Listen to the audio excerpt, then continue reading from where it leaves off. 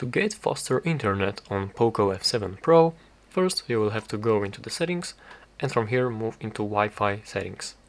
Next, you have to go for the network acceleration and there are two options: to use dual band Wi-Fi speed boost or use mobile data to boost speed.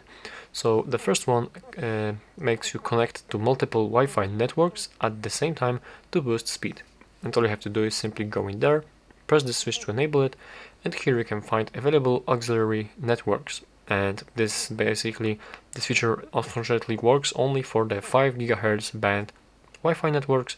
So simply select your network right here and it will use two of them actually.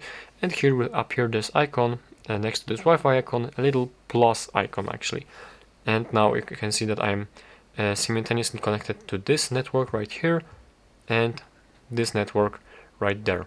So this is the first one, and the second one is to use mobile data to boost speed, and it uses both Wi-Fi and mobile data to boost speed when the Wi-Fi connection is poor, and all you have to do is simply press the switch to enable it, and here you can change the speed boost mode to auxiliary or full, and here you can toggle this udo application actually to use mobile data or not.